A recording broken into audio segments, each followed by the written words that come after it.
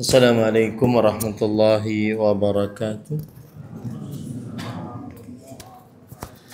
Bismillahirrahmanirrahim. Innal hamdalillah nahmaduhu wa nasta'inuhu wa nastaghfiruh wa na'udzu billahi min shururi anfusina wa sayyiati a'malina. Man yahdihillahu fala mudilla lahu wa man yudlil fala hadiya lahu. Wa ashhadu an la ilaha illallah wahdahu la syarika lah wa ashhadu anna Muhammadan abduhu wa rasuluh. Ya ayyuhalladzina amanu taqullaha haqqa tuqatih wa la tamutunna illa wa antum muslimun. Ya ayyuhan nasu taqu rabbakumul ladzi khalaqakum min nafsin wahidah wa khalaqa minha zawjaha وبث منهما رجالا كثيرا ونساء واتقوا الله الذي تساءلون به والأرحام إن الله كان عليكم رقيبا يا أيها الذين آمنوا اتقوا الله وقولوا قولا سديدا يصلح لكم أعمالكم ويغفر لكم ذنوبكم ومن يطع الله ورسوله فقد فاز فوزا عظيما أما بعد فإن أصدق الحديث كتاب الله وأحسن الهدي هدي محمد صلى الله عليه وعلى آله وسلم وشر الأمور محدثاتها وكل محدثة بدعة وكل بدعة ضلالة wa kulla dhalalatin finnar. Alhamdulillah, kita bersyukur pada Allah Subhanahu wa taala pada hari ini, hari Selasa malam Rabu, malam yang ke-20 dari Al-Muharram 1447 Hijriah, bertepatan dengan 15 Juli 2025. Kita kembali dimudahkan oleh Allah Subhanahu wa taala untuk duduk bersama di Musalla Al-Amin membaca kitab Fathul Al-Qawiyyil Matin fi Syarhil Arba'in An-Nawawiyah yang ditulis oleh Fadilatul Syekh Al-Allamah Abdul Muhsin bin Hamad Al-Abbad hafizahullahu ta'ala. Salawat dan salam semoga selalu Allah berikan kepada Nabi kita Muhammad sallallahu alaihi wa ala alihi wasallam, pada keluarga beliau, para sahabat, serta orang-orang yang mengikuti beliau sampai hari kiamat kelak. Dengan nama-nama Allah yang husna dan sifat-sifatnya yang ulia, kita berdoa, Allahumma inna nas'aluka ilman nafi'an wa rizqan tayyiban wa amalan mutaqabbala. Allahumma amin. Kita di dalam pertemuan yang keempat dan masih membaca dan mempelajari al-hadis al-thani, hadis yang kedua dari 40 hadis yang dikumpulkan oleh Imam An-Nawawi rahimahullah. Pada pertemuan sebelumnya kita sudah sampai kepada pertanyaan Jibril alaihi salam, ya Muhammad, akhbirni anil Islam. Wahai Muhammad sallallahu alaihi wasallam, beritahukan kepadaku tentang Islam. Faqala Rasulullah sallallahu alaihi wasallam, lalu Rasulullah sallallahu alaihi wasallam bersabda, al-Islamu an tashhada an la ilaha illallah wa anna Muhammadan Rasulullah. Islam adalah engkau bersyahadat bahwa la ilaha illallah, tidak ada ilah, Tuhan yang berhak diibadahi selain Allah. pada pertemuan sebelumnya kita sudah membahas sampai ini. Kemudian kita sekarang bahas tentang syahadat yang kedua, yaitu bersyahadat bahwa Muhammad sallallahu alaihi wasallam adalah Rasulullah. Penulis Fadilat Syekh Al-Allam Al-Muhaddits Abdul Muhsin bin Hamad Al-Abbad hafizahullah ta'ala berkata, wa ma'na syahadati anna Muhammadan Rasulullah an yuhibba fawqa mahabbati kulli mahbubin minal khalq, atau an yuhabba fawqa mahabbati kulli mahbubin minal khalq, wa an yuta'a fi kulli ma ya'muruhu bihi wa yuntaha an kulli ma naha anhu, wa an tusaddaqa akhbaruhu kulluha sawa'un kanat madiyatan aw mustaqbalatan aw mawjudah wa hiya ghairu musyahadah wala mu'ayanah, wa an yu'badallahu tibqan lima ja'a bihi minal haqqi wal huda. Ketika seorang mengucapkan asyhadu anna Muhammadan Rasulullah, maka maknanya adalah bahwa hendaknya Nabi Muhammad sallallahu alaihi wasallam dicintai lebih dari kecintaan kepada setiap yang dicintai dari makhluk. Kalau orang mengaku asyhadu anna Muhammadan Rasulullah, berarti Nabi Muhammad SAW dicintai dengan kecintaan dari lebih dari setiap yang dicintai dari makhluk. Maksudnya begini, kita manusia, ada makhluk-makhluk yang kita cintai, di antaranya orang tua, anak, istri, saudara, kerabat. Maka jika kita bersyahadat asyhadu anna Muhammadan Rasulullah, maka kita wajib mencintai Nabi Muhammad sallallahu alaihi wasallam di atas kecintaan kepada setiap makhluk tersebut. Di atas kecintaan kepada setiap makhluk tersebut. Manusia itu sangat suka dan cinta kepada 8 hal. 5 manusia, 6 selain manusia. Allah Subhanahu wa taala menyebutkan itu dalam Al-Qur'an. Sebagaimana Allah berfirman, katakanlah, jika orang tuamu, anak-anakmu, kemudian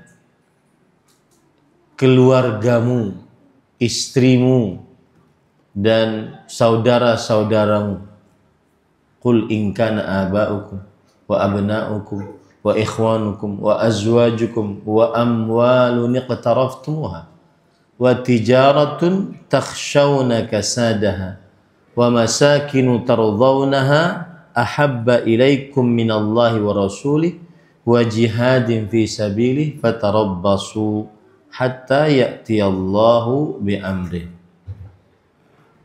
Allah berfirman di dalam surat At-Taubah ayat 24. Yang artinya, katakanlah wahai Muhammad, jika orang tuamu, anak-anakmu, saudaramu, istrimu, kerabatmu, 5 manusia. Anak, orang tua, anak, saudara, istri, kerabat. 5 manusia. Kemudian kekayaan yang kamu usahakan. Perniagaan yang kamu khawatir kerugiannya. Rumah, tempat tinggal yang kamu sukai. 3 hal yang sangat disukai oleh manusia. Kekayaan, perniagaan, kekayaan, dan rumah. Kalau seandainya ini semua lebih engkau cintai daripada Allah dan Rasulnya, dan dari berjihad di jalan Allah, maka tunggulah sampai Allah mendatangkan keputusan. Surat Taubah ayat 24. Ayat ini menunjukkan bahwa manusia sangat mencintai 8 hal. 5 dari manusia, 3 dari harta benda. Nah, orang yang bersyahadat asyhadu anna Muhammadan Rasulullah, kecintaannya kepada Rasulullah sallallahu alaihi wasallam harus lebih daripada kecintaannya kepada setiap yang dicintai dari makhluk. Baik 5 manusia tadi atau 3 harta benda tadi. Itu makna bersyahadat asyhadu anna Muhammadar Rasulullah. Dan mencintai Rasulullah sallallahu alaihi wasallam lebih daripada setiap yang dicintai dari makhluk berkonsekuensi mendahulukan hak Rasulullah sallallahu alaihi wasallam daripada hak-hak makhluk tersebut. Contohnya, kalau ada orang tua memerintahkan kita untuk bermaksiat yang dilarang oleh Rasulullah, maka kita wajib tidak taat kepada orang tua. Kenapa? Karena kita lebih mencintai Rasulullah sallallahu alaihi wasallam dibandingkan orang tua. Itu kalau orang yang memahami makna syahadat Muhammadan Rasulullah. Contoh yang lain, perempuan diminta oleh orang tuanya bekerja, dan bekerjanya dalam pekerjaan yang maksiat, buka aurat, safar tanpa mahram, berdandan yang di hadapan laki-laki yang bukan mahram, dan seterusnya. Maka perempuan tersebut tidak wajib taat kepada orang tua karena makhluk. Kenapa? Karena lebih wajib taat kepada Rasulullah sallallahu alaihi wasallam. Kenapa? Karena harus cinta lebih kepada Rasulullah sallallahu alaihi wasallam dibandingkan makhluk-makhluk. Begitu orang yang bersyahadat asyhadu anna Muhammadan Rasulullah. Mencintai Rasulullah sallallahu alaihi wasallam lebih dari setiap sesuatu yang dicintai dari makhluk. Baik itu orang tua, anak, saudara, istri, atau karib kerabat. Wajib kalah kecintaan kita kepada mereka dibandingkan kecintaan kita kepada Rasulullah SAW. Dan saya ingin disclaimer dulu, cinta itu maknanya apa sih? Cinta itu adalah mailul qalb, condongnya kolbu kepada sesuatu yang dicintai. Itu cinta. Kalau kita cinta kepada Rasulullah sallallahu alaihi wasallam, maka berarti condong kolbu kita kepada Rasulullah sallallahu alaihi wasallam dibandingkan condong kolbu kita kepada orang tua, anak, saudara, istri, dan karib kerabat. Bisa dimaklumi ya. Nah, ada pepatah Arab mengatakan, law kana hubbuka sadiqan la ata'tahu innal muhibba liman yuhibbu muti'u. Jikalau cintamu benar, sejati, benar-benar cinta, maka niscaya engkau akan mentaatinya. Sesungguhnya orang yang mencintai terhadap yang dicintai sangat taat. Nah, ini menunjukkan bahwa kalau kita bersyahadat asyhadu anna Muhammadar Rasulullah, maka dahulukanlah Rasulullah. Ucapan Rasulullah didahulukan, perintah Rasulullah sallallahu alaihi wasallam dikerjakan, larangan Rasul sallallahu alaihi wasallam dijauhi. Kenapa? Karena kita mencintai Rasul sallallahu alaihi wasallam, dan cinta itu konsekuensi syahadat asyhadu anna Muhammadan Rasulullah. Bisa dimaklumin ya. Dan ini asal makna syahadat. Orang kalau bersyahadat asyhadu anna Muhammad Rasulullah, maka mencintai Rasulullah SAW lebih tinggi daripada mencintai setiap yang dicintai dari para makhluk, siapapun dan apapun. Yang berarti konsekuensinya adalah mendahulukan Rasulullah dibandingkan selain Rasulullah.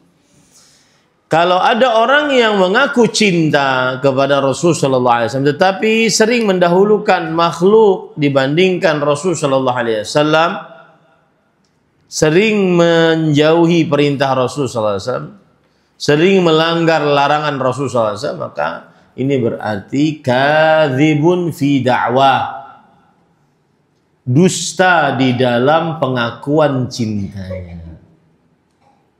Dusta di dalam pengakuan cinta. Intinya pada Bapak Ibu, saudara-saudari, orang yang bersyahadat asyhadu anna Muhammadan Rasulullah lebih mendahulukan cintanya kepada Rasulullah dibandingkan kepada makhluk yang dicintai siapapun dan apapun. Kemudian itu yang pertama, makna syahadat yang pertama. Makna syahadat yang kedua, ketiga, keempat, dan mengikuti dari yang pertama tadi. Ini asalnya adalah rasa cinta. Kemudian yang kedua, wa an yuta'a fi kulli ma ya'muru bih. Ditaati di dalam setiap apa saja yang diperintah oleh Rasul sallallahu alaihi wasallam. Ini makna syahadat yang kedua dari syahadat Muhammad Rasulullah. Kalau seorang bersyahadat asyhadu anna Muhammad Rasulullah, maka dia wajib mentaati apa saja yang diperintah Rasul sallallahu alaihi wasallam. Baik itu berkaitan dengan perintah ibadah, perintah yang berkaitan dengan akidah, perintah yang berkaitan dengan muamalah, perintah yang berkaitan dengan adab dan akhlak.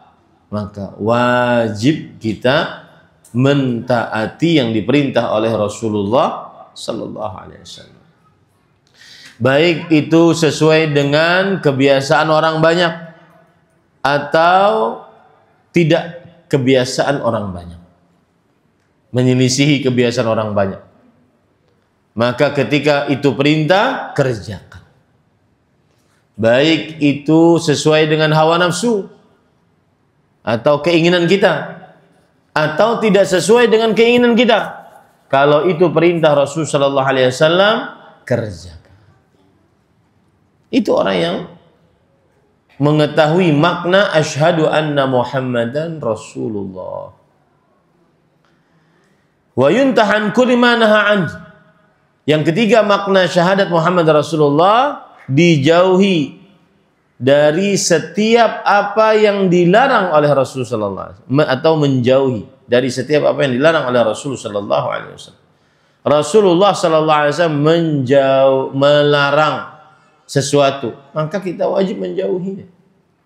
Baik berkaitan dengan akidah, kesyirikan misalnya, atau berkaitan dengan ibadah, bid'ah misalkan, atau berkaitan dengan muamalah seperti mengambil harta orang tanpa kebenaran misalkan, menipu, mengoplos, memalsukan, menjual barang-barang yang haram, mencari harta tanpa kebenaran yang halal, yang haram, maka jauhi. Karena kita bersyahadat asyhadu anna Muhammadan Rasulullah. Atau dalam adab dan akhlak, seperti tata cara berpakaian perempuan, tata cara keluar rumah seorang perempuan, tata cara berpakaian laki-laki, seperti tata cara makan, minum. Apa saja yang dilarang oleh Rasul sallallahu alaihi wasallam dijauhi. Ini adalah makna dari bersyahadat asyhadu anna Muhammadan Rasulullah. Yang keempat, an tusaddaqa akhbaruhu kulluha sawa'un kanat madhiyah aw mustaqbalah aw mawjudah. Yang artinya dipercayai kabar-kabar dari Rasul sallallahu alaihi wasallam seluruhnya. Baik yang telah lalu seperti kabar nabi-nabi yang sebelumnya, tentang kaum-kaum yang sebelumnya, Bani Israel, kaum Yahudi, kisah Nabi Lut dan kaumnya, kisah Nabi Musa dan kaumnya, kisah Nabi Nuh dan kaumnya, kisah Nabi Syuaib dan kaumnya, dan seterusnya. Kita percaya karena kita bersyahadat asyhadu anna Muhammadar Rasulullah. Kita percaya yang diberitakan oleh Rasul sallallahu alaihi wasallam atau yang akan datang. Seperti hari kiamat, tanda-tanda kiamat sughra yang kecil yang muncul kemudian tambah banyak, tanda-tanda kiamat kubra yang besar yang apabila satu muncul maka akan diikuti oleh kiamat, tanda-tanda yang lain sampai dibangkitkan kiamat. Kita percaya itu. Wajib kita percaya. Baik itu yang telah lalu, yang akan datang, ataupun yang sudah ada sekarang, terjadi sekarang. Seperti perempuan tambah banyak, perempuan bekerja, sebagaimana laki-laki bekerja. Banyak orang menulis, banyak status orang menulis. Itu semua tanda-tanda yang sudah terjadi sekarang. Banyak perzinahan, khamar hampir dianggap biasa, dan seterusnya. Dan dia tidak nampak atau tidak bisa dilihat. Meskipun itu tidak nampak atau tidak bisa dilihat, maka kita wajib percaya. Contoh Isra. Kisah Isra'nya Nabi Muhammad SAW dari Masjidil Haram ke Masjidil Aqsa. Dan Mi'raj dari Masjidil Aqsa ke Sidratul Muntaha. Kemudian pulang sebelum subuh ke Masjidil Haram. Percaya kita. Atau hal-hal yang berkaitan dengan siksa dan nikmat kubur.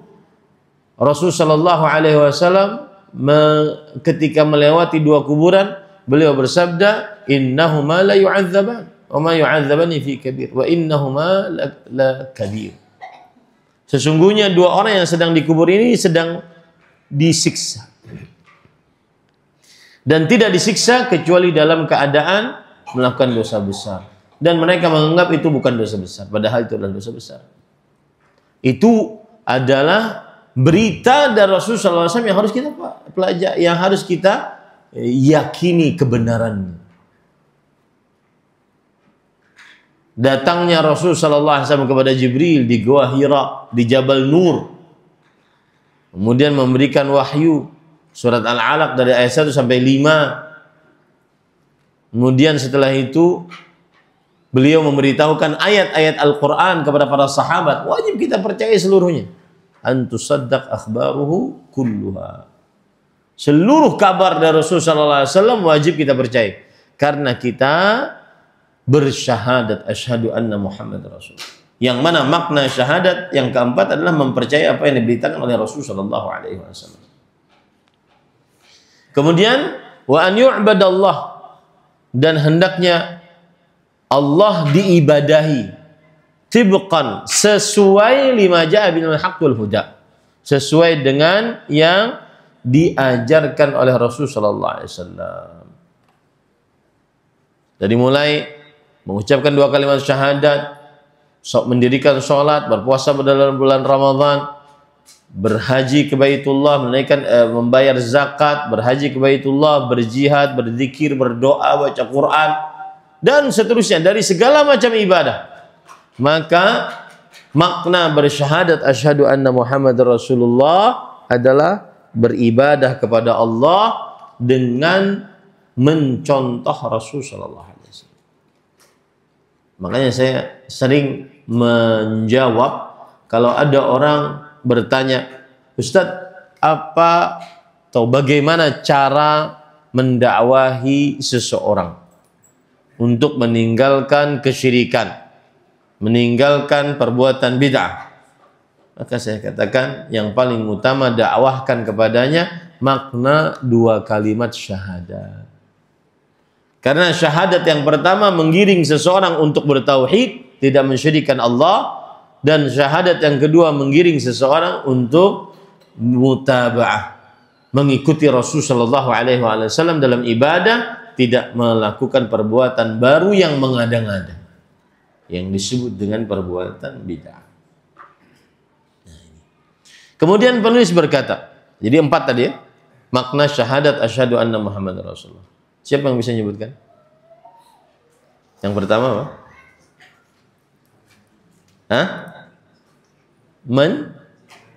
Mencintai Nabi Muhammad SAW lebih daripada apa saja yang dicintai dari makhluk. Yang kedua, mentaati perintah yang diperintahkan oleh Rasulullah. Yang ketiga, menjauhi apa yang dilarang oleh Rasulullah SAW. Yang keempat, mempercayai apa yang dikabarkan oleh Rasulullah SAW. Yang kelima, beribadah sesuai dengan petunjuk Rasulullah SAW. Itu makna syahadat asyhadu anna Muhammad Rasulullah. Antum sampaikan itu kepada orang tua yang masih belum mengenal dakwah, atau kepada karib kerabat yang belum mengenal dakwah, pelan-pelan niscaya antum tidak perlu untuk menjelaskan ini syirik, ini bid'ah, mereka akan menjauhinya. Tidak perlu bahwal tentang bid'ah, insya Allah beliau akan menjauhinya langsung. Tetapi menjelaskannya dengan dalil dari Al-Quran dan hadis Rasul Sallallahu Alaihi Wasallam. Taib, penulis berkata, wa ikhlasul amali lillah wa ittiba'u ma ja'a bihi Rasulullah Sallallahu Alaihi Wasallam huma muqtada syahadati an la ilaha illallah wa anna Muhammadan Rasulullah. Mengikhlaskan amal ibadah hanya untuk Allah, mengikuti apa yang dibawa oleh Rasulullah SAW. Dua hal ini, ikhlas, mengikuti. Ikhlas kepada Allah dalam beramal ibadah, mengikuti Rasulullah dalam beramal ibadah. Dua hal ini adalah konsekuensi, keharusan. Konsekuensi itu artinya keharusan. Bagi yang mengucapkan dua kalimat syahadat, asyhadu an la ilaha illallah, asyhadu anna Muhammadar Rasulullah. Siapa yang mengucapkan asyhadu an la ilaha illallah wajib ikhlas dalam amal ibadahnya. Tidak boleh riya. Tidak boleh menyamakan selain Allah dengan Allah dalam amal ibadahnya. Tidak boleh dia berdoa kepada Allah, tapi pada saat yang bersamaan dia juga berdoa kepada orang yang sudah meninggal. Tidak boleh dia minta tolong kepada Allah, tapi pada saat yang bersamaan dia juga minta tolong kepada orang yang sudah meninggal. Kenapa? Karena berarti itu tidak ikhlas. Ikhlas itu artinya murni, suci, bersih dari kotoran atau campuran. An-naqa was-safa wat-tanazzuh 'anil akhlaqi wal awshab. Bersih, murni, suci dari kotoran campuran. Itu ikhlas. Dan itu adalah konsekuensi, keharusan orang yang mengucapkan asyhadu an la ilaha illallah. Wajib ikhlas dalam ibadahnya.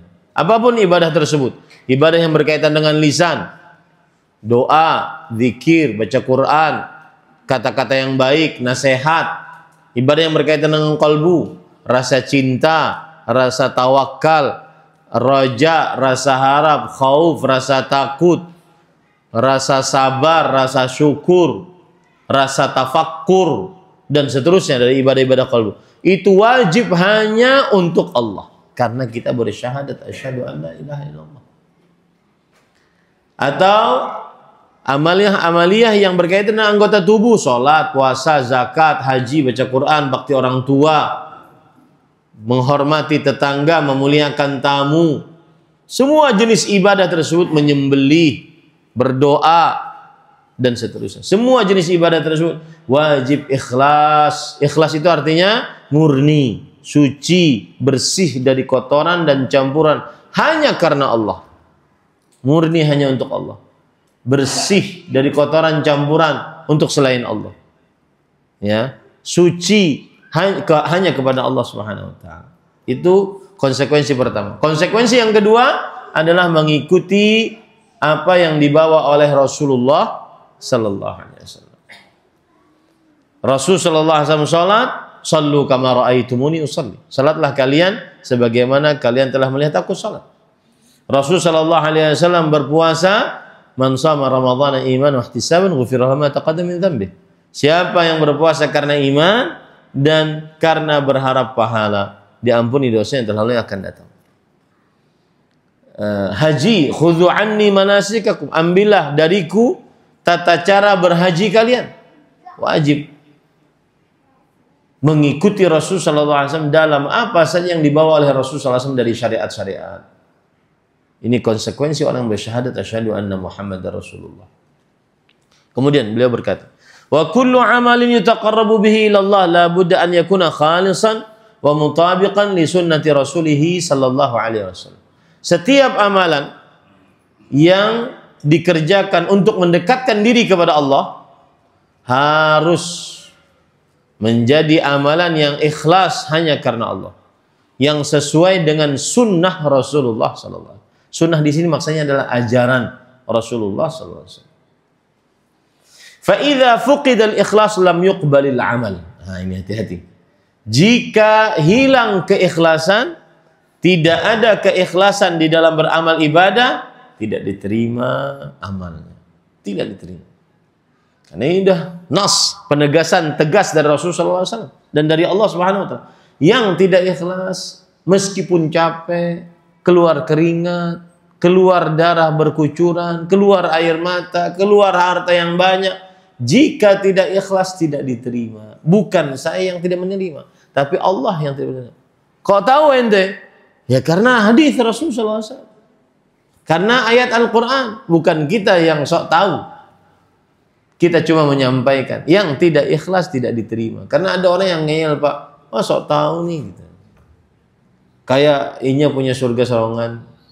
Enggak. Kita sekarang sedang ngajar sebuah ilmu bahwa ibadah yang tidak ikhlas nggak diterima. Tahu dari mana? Dalil. Dalilnya adalah Allah berfirman di dalam Al-Quran, "Qadimna ila ma 'amilu min 'amal faja'alnahu haba'an mansura." Yang artinya, dan kami hadapkan dari amalan yang telah mereka amalkan, maka kami jadikan amalannya tersebut bagaikan debu yang berterbangan. Surah Al-Furqan ayat 23. Maksud daripada kami hadapkan apa yang telah mereka lakukan, maka maksudnya adalah amalan-amalan yang telah mereka lakukan akan dihisab oleh Allah, dihadapkan kepada Allah Subhanahu wa taala. Lalu amalan-amalan tersebut kami jadikan haba'an mansura, yang artinya amalan-amalan tersebut kami jadikan seperti debu yang berterbangan, tidak ada nilainya sama sekali. Ya. Berkata para ahli tafsir, yang disebut dengan debu yang berterbangan itu, berkata Sufyan ats-Tsauri, seorang imam muhaditsin, beliau mengatakan, syu'a'us syams idza dakhala fil quwwah, kalau ada sinar matahari masuk ke dalam rumah, maka akan terlihat debu-debu yang berterbangan. Seperti itu amalan jika tidak ikhlas. Seperti itu amalan jika tidak ikhlas, yaitu amalannya tidak ada nilainya di sisi Allah Subhanahu wa taala. Nah, kemudian penulis berkata, wa qauluhu ta'ala fil haditsil qudsi, dan Allah Subhanahu wa taala berfirman dalam hadis qudsi. Hadis qudsi itu adalah Allah berfirman, tapi bukan Quran. Apa bedanya dengan Quran? Kalau Quran lafaznya dari Allah, maknanya juga dari Allah. Hadis qudsi adalah lafaznya dari Nabi Muhammad SAW, maknanya dari Allah Subhanahu wa taala. Ya. Ini disebut dengan hadits qudsi. Dan biasanya diketahui hadits qudsi itu dari redaksi hadisnya. Seperti ayat hadis ini, hadis riwayat Muslim. Ana aghna syuraka'i 'ani syirk. Ini tidak mungkin Rasulullah SAW yang mengatakan. Aku sangat tidak membutuhkan sekutu. Pantas nggak Rasulullah SAW berkata seperti itu? Nggak mungkin. Makanya disebut dengan hadits qudsi. Allah berfirman, tapi bukan Al-Quran. Bedanya adalah tadi, beda yang lain adalah tidak bisa dipakai di dalam sholat. Kalau dibaca dalam sholat, batal sholatnya. Ya. Aku sangat tidak membutuhkan sekutu. Man amila amalan asyraka fihi ma'iya ghairi taraktuhu wa syirka. Siapa yang beramal dengan sebuah amalan, ia mensyirikanku di dalamnya, aku tinggalkan dia dan sekutunya. Artinya amalannya ditolak oleh Allah Subhanahu wa taala. Nah, itu dia. Ya. Wa idza fuqida al-ittiba' rudda al-amalu. Dan juga apabila tidak sesuai amalannya, tidak mengikuti Rasulullah SAW, amalannya juga ditolak. Kenapa sok tahu? Bukan sok tahu, ini ngajari. Amalan ibadah yang tidak sesuai dengan Rasulullah SAW ditolak, amalan tidak diterima oleh Allah Subhanahu wa taala. Sekejam itu ke Allah? Iya, berdasarkan hadis Rasul. Liqaulihi sallallahu alaihi wasallam, man ahdatsa fi amrina hadza ma laysa minhu fa huwa rad. Barang siapa yang mengada-ngada dalam agama kami yang bukan darinya, maka amalannya tertolak. Hadis riwayat Bukhari dan Muslim, hadis sahih. Wa fi lafdhin li Muslimin, man 'amila 'amalan laisa 'alaihi amruna fa huwa rad. Dan di dalam lafaz Imam Muslim, barang siapa yang beramal dengan amalan apapun yang tidak ada atasnya contoh dari kami, perkara dari kami, maka amalannya tertolak. Apa bedanya riwayat dengan pertama dengan riwayat yang kedua? Hampir sama aja, Ustaz. Bedanya adalah wa hadhil jumlatu a'ammu minal ula. Riwayat yang kedua lebih umum daripada riwayat yang pertama. Riwayat yang pertama, li'annaha tashmalu man fa'ala al-bid'ah wa huwa muhditsun laha wa man fa'alaha mutabi'an li ghairihi fiha. Riwayat yang pertama yang mempelopori, yang membuat ibadah baru diada-adakan, dia yang buat, itu amalannya tertolak. Riwayat yang kedua yang mengikuti ibadah baru, maka riwayat yang kedua lebih umum daripada riwayat yang pertama. Riwayat yang pertama membuat yang baru diada-adakan. Riwayat yang kedua mengikuti orang yang membuat yang baru yang diada-adakan dari amal ibadah. Maka dua-duanya ditolak. Ya kan? Baik. Bisa dimaklumi ya? Nah, ini semua penjelasan konsekuensi syahadat asyhadu an la ilaha illallah asyhadu anna muhammadar rasulullah. Nah, wa sata'til isyaratu ila syai'in mimma yata'alluq bis salati waz zakati was siyam wal hajj fi hadits Ibnu Umar bunyal Islam ala khams wa huwa al hadits alladhi yali hadzal hadits.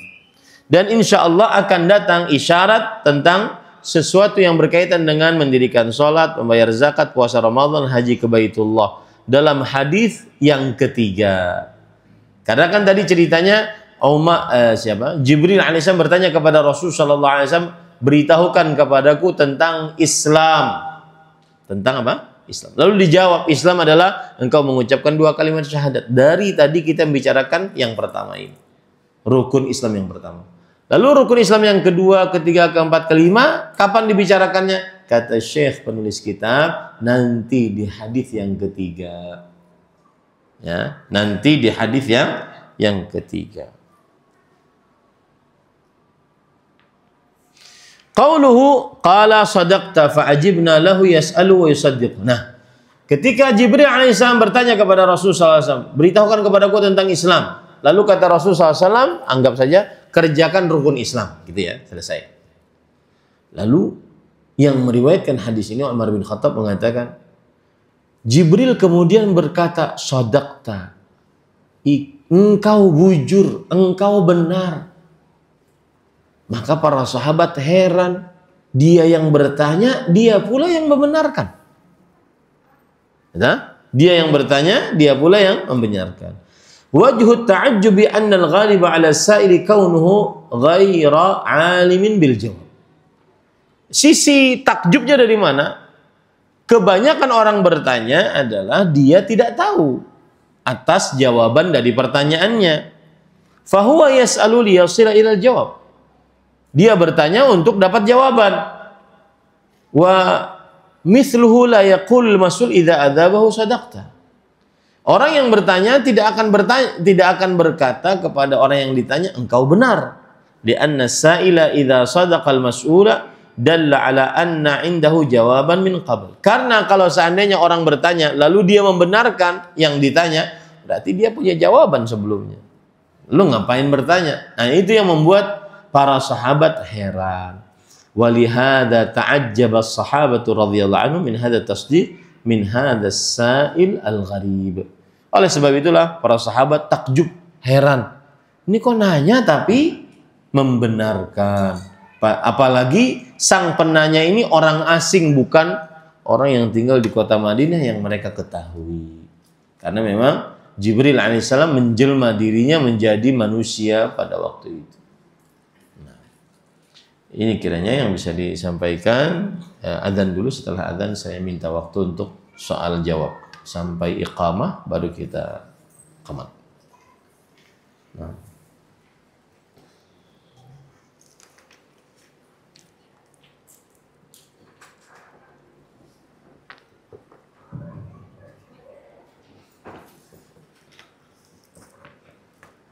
Allahu Akbar, Allahu Akbar, Allahu Akbar,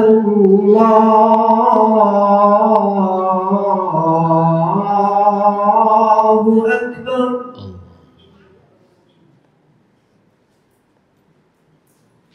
Asyhadu an la ilaha illallah.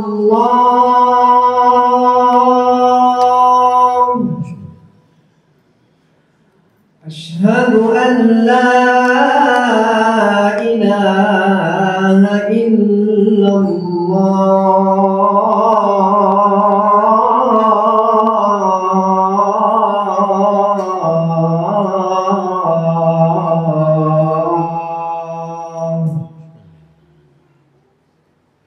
أشهد أن محمدا رسول الله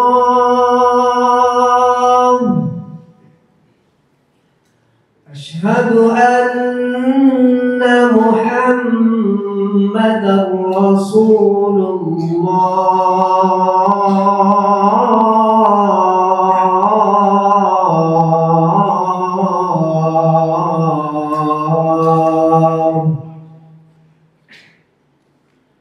حي على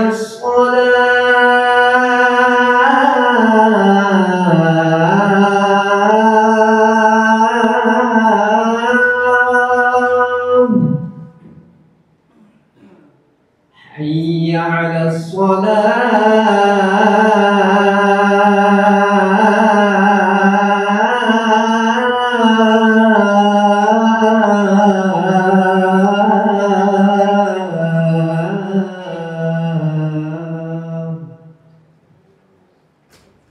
حي على الفلاح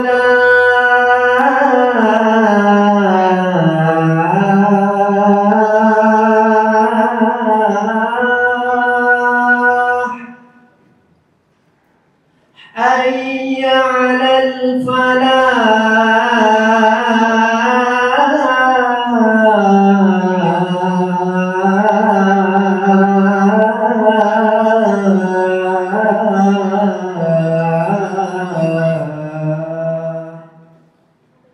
الله أكبر الله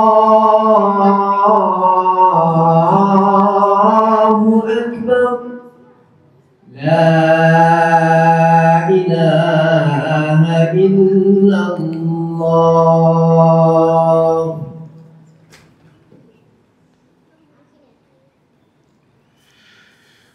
Baik, ada yang bertanya? Silakan.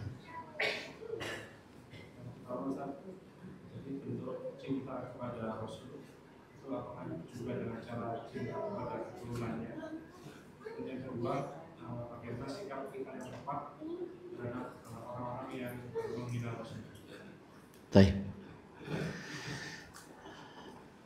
Ada pertanyaan, karena mungkin ibu-ibu tidak mendengar, ada pertanyaan, bagaimana bentuk cinta kita kepada Rasul Sallallahu Alaihi Wasallam? Apakah juga dengan mencintai ahlul baitnya? Kemudian bagaimana sikap kita terhadap orang yang menghina Rasulullah Sallallahu Alaihi Wasallam? Jawabannya adalah ada hadis Rasul Sallallahu Alaihi Wasallam yang berbunyi, "Udzakirukum fi ahli baiti."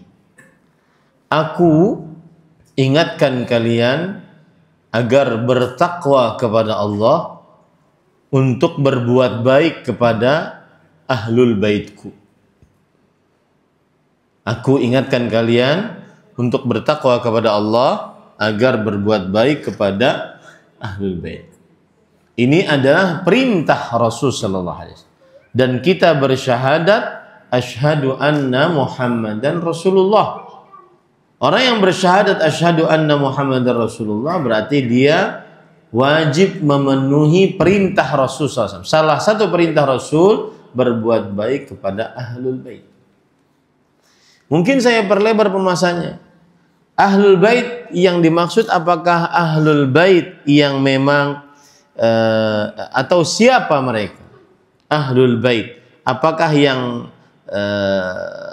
ada sekarang di kita di Banjar yang ngaku sebagai ahlul bait keturunan Rasul sallallahu alaihi wasallam atau siapa?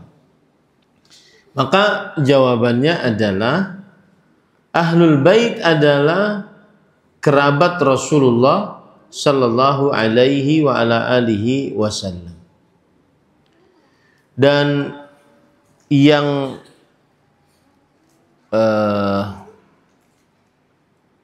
disepakati oleh jumhur ulama, ahlul bait adalah alu Ali, keluarga Ali bin Abi Thalib, kemudian alu Ja'far, keluarga Ja'far bin Abi Thalib, kemudian ahlu Aqil, keluarga Aqil, kemudian Bani Hashim, keturunan dari Bani Hashim.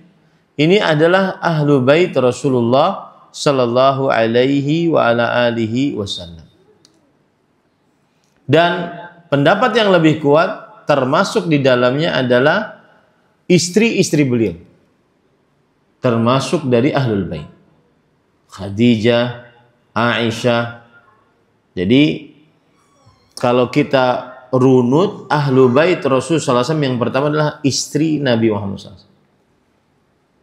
Kemudian yang kedua adalah keturunan Fatimah, yang mana beliau menikah dengan Ali bin Abi Thalib, maka keturunannya itu Al-Hasan, Al-Husain. Kemudian dari Al-Hasan ada keturunannya, dari Al-Husain ada keturunannya. Itu yang kedua. Yang ketiga adalah Bani Hashim, yang saya sebutkan tadi, seperti misalkan Al-Abbas bin Abdul Muttalib, Bani Hashim. Jadi begini, ada apa tulis? Nggak ada ya. Muhammad bin Abdullah bin Abdul Muttalib, kakek Nabi yang pertama. Kemudian bin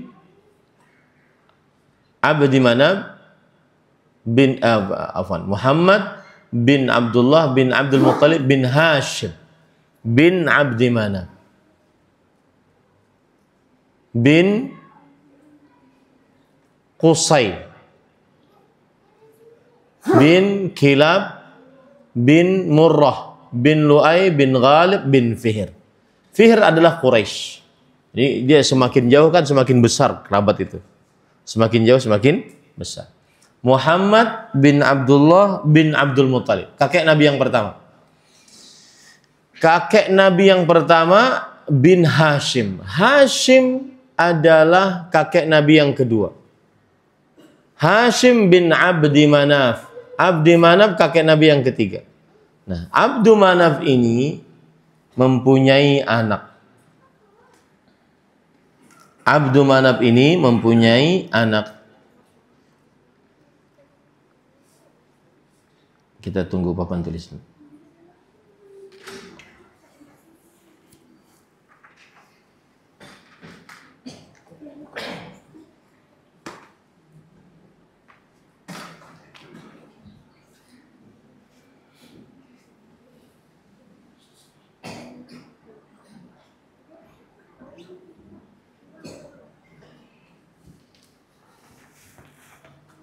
Ini Nabi kita Muhammad sallallahu alaihi wa ala alihi wasallam.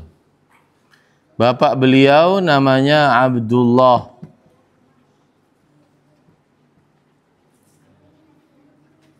Kemudian kakek Nabi namanya Abdul Muttalib.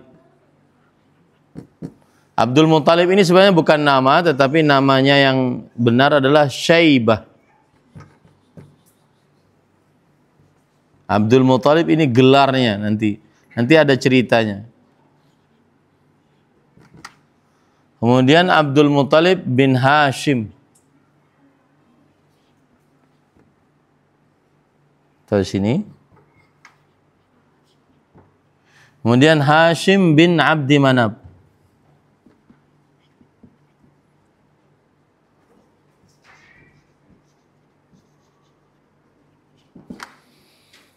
Ini berarti kakek Nabi yang pertama, kakek Nabi yang kedua, kakek Nabi yang ketiga. Nah, Abdu Manaf ini mempunyai anak 4. Yang pertama Al-Muttalib.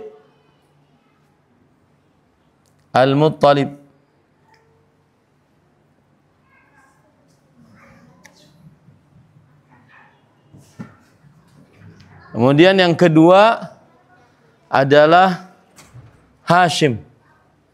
Yang ketiga Al-Abbas. Afwan, bukan di sini. Yang ketiga adalah Abdus Syams. Yang keempat di sini Naufal. Nah,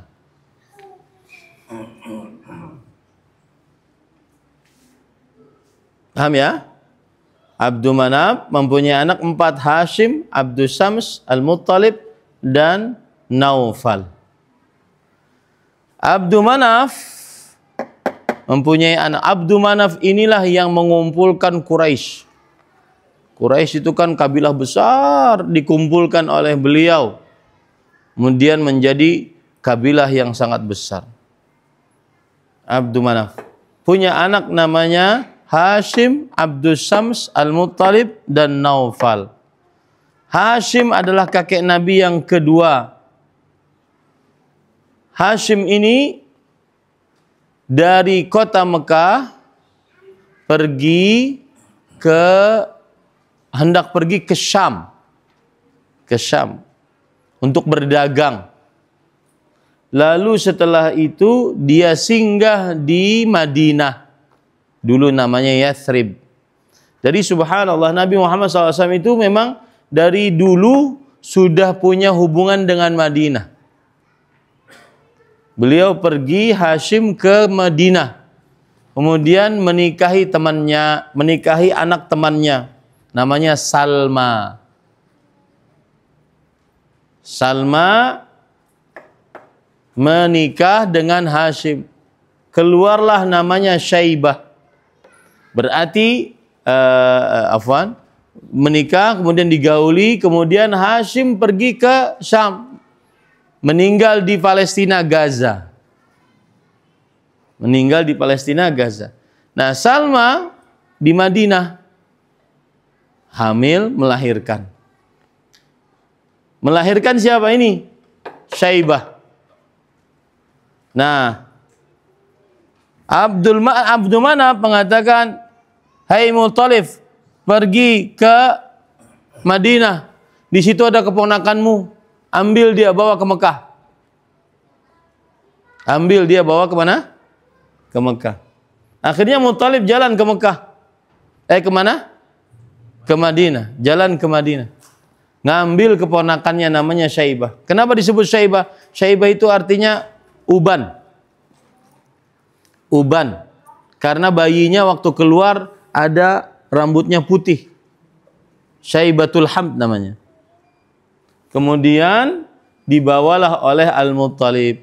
Perjalanan dari kota Madinah ke kota Mekah, maka Syaibah sering menolong Al-Muttalib sehingga dianggap orang sebagai budak.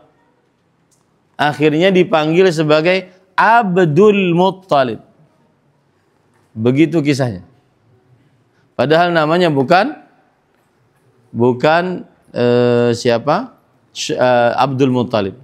Itu hanya panggilan orang. Ya, karena kan masih anak-anak.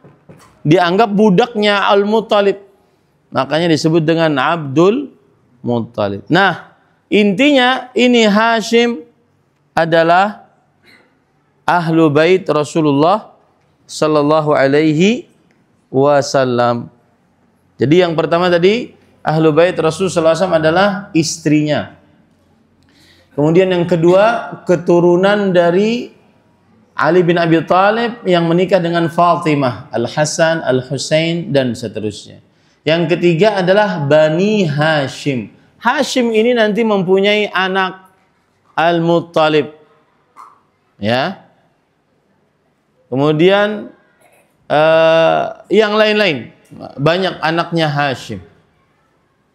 Itu adalah keturunan dari siapa?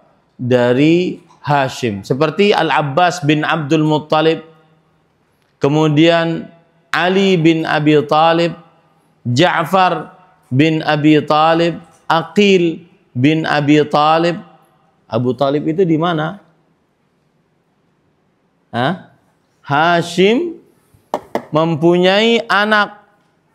Ya, Hashim mempunyai anak.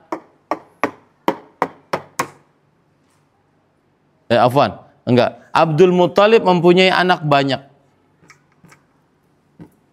Di antaranya anaknya Abdul Muttalib adalah Abu Talib. Abu Talib. Di antaranya. Maka anak-anaknya dari Abu Talib seperti Al-Abbas bin Abdul Muttalib, kemudian Ali bin Abi Thalib, Ja'far bin Abi Thalib, Aqil bin Abi Thalib. Yang penting dia adalah keturunan Hashim. Hashim ini maka kesini semuanya. Itu adalah ahlul bait Rasulullah sallallahu alaihi wa ala alihi wasallam. Nanti deh bulan depan ya. Kita kajiannya sebulan sekali. Saya bawakan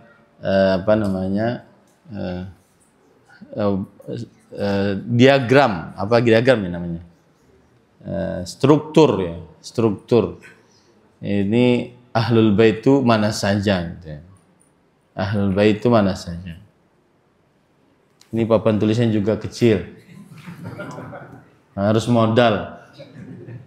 Pak Mas Hadi, modal, Pak. Ya.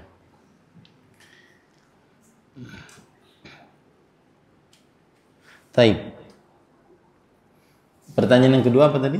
Saya sampai lupa. Jadi kalau dirunut kembali ke pertanyaan tadi, lalu ahlul bait di kita, ya, kemudian di Yaman, kemudian kok ada jauh banget Ustaz sampai ke Banjar ada gimana? Maka jawabannya adalah kita ini apabila ada orang mengaku dia sebagai ahlul bait dan mampu menyampaikan nasabnya, maka kita percaya. Tugas kita cuma menghormati dia sebagai muslim dan dia sebagai ahlul bait. Adapun mempermasalahkannya, maka itu urusan dia dengan Allah Subhanahu wa taala. Al-bayyinah al-mudda'i wal yamin al-munkar. Yang ngaku-ngaku harus saja punya bukti. Nah, silahkan buktikan. Ya, silahkan buktikan. Kalau punya bukti, maka silahkan buktikan. Adapun kita sebagai umat Islam yang bukan ahlul bait, maka tugas kita menghormati siapa yang mengaku menjadi ahlul bait. Tanpa ghulu dan tanpa jafa. Ghulu berlebih-lebihan, menganggap ahlul bait seperti Nabi atau lebih tinggi daripada Nabi, atau meremehkan, menganggap ahlul bait seperti manusia biasa. Nah, itu yang tidak boleh. Pertanyaan kedua apa, Mas? Sikap kita terhadap pencela Rasul sallallahu alaihi wasallam. Sikap kita harus membela Rasulullah sallallahu alaihi wasallam. membela Rasulullah Sallallahu Alaihi Wasallam. Dan cara membela macam-macam, dengan ilmiah, tulisan. Ada, saya pernah menerjemahkan, belum selesai sampai sekarang. Nama kitabnya Al-Intisar Lin Nabil Mukhtar, pembelaan terhadap Nabi terpilih. Itu buku keluar ketika Nabi Muhammad SAW dihina oleh Denmark kalau tidak salah. Masih dalam proses terjemahan, belum selesai. Jadi membela kehormatan beliau dan menyanggah apa yang dituduhkan kepada beliau. Wallahu a'lam. Ada lagi pertanyaan? Ibu-ibu ada, Bu? Kalau ada pakai kertas boleh. Tidak ada? Cukup kiranya. Ini yang bisa disampaikan. Sallallahu Nabi Muhammad alhamdulillahirabbil alamin. Untuk kajian saya kira terserah nanti dilihat apakah Selasa malam kedua atau Selasa malam ketiga, pekan kedua atau pekan ketiga, tergantung panitia di sini siapnya mana. Untuk pekan yang lalu saya ada kegiatan, jadi mohon maaf baru bisa datang sekarang. Sallallahu Nabi Muhammad walhamdulillahirabbil alamin. Subhanakallah bihamdika asyhadu an la ilaha illa anta astaghfiruka wa atubu ilaik. Wassalamualaikum warahmatullahi wabarakatuh.